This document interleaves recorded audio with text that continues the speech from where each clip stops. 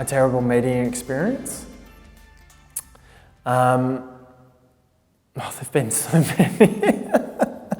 One example of a meeting not going well was when the person told me within 5 minutes that they would need to leave a 1-hour meeting at the 20-minute mark, because that was a sign that they weren't interested in what I was talking about.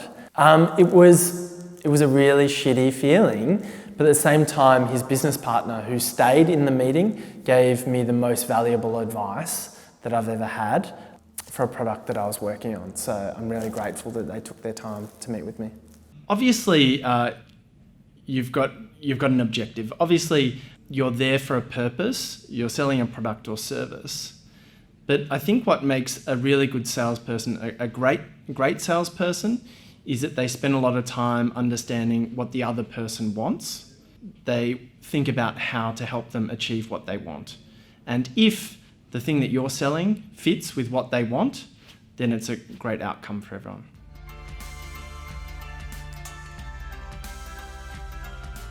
Yeah, so whenever I meet with someone, I like to arrive early, just a few minutes early, so I'm composed, so that I can suss out the landscape and which table to sit at. I also like to be out the front, ready to greet them and thank them for their time.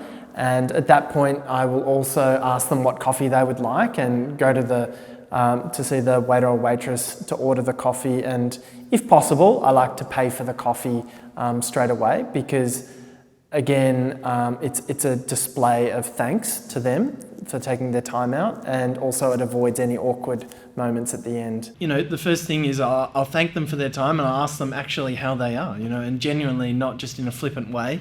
If they say they're having a shit day, then I'll actually spend time trying to understand why it is they're having a shitty day. And I think this comes back to this genuine sincerity around caring for the other person, that it's more than just a transaction. This is a human being, and they've got feelings and emotions.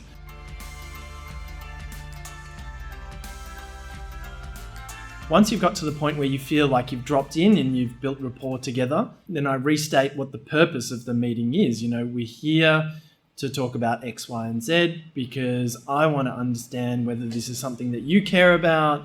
And if it is, then maybe we could think about X, Y, and Z together.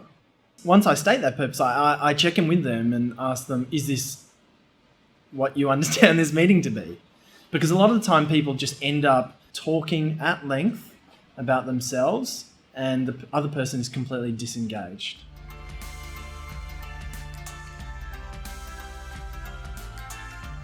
So once you state that purpose, you get that confirmation, ask them for any initial thoughts and feedback. What you're trying to do is understand their needs.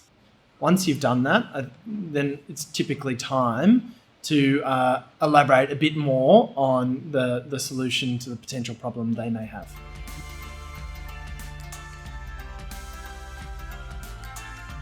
I think the start and the end of the meeting have a lot of similarities to them. At both points, you're thanking the person for the time. At both points, you're sort of clarifying what the purpose and objective of the meeting is so that people can stay on track. At the end of the meeting, if you're running out of time, you definitely need to close it out and focus on what the commitment is that the other person is going to make in response to the meeting you've had. That commitment doesn't mean signing on the dotted line.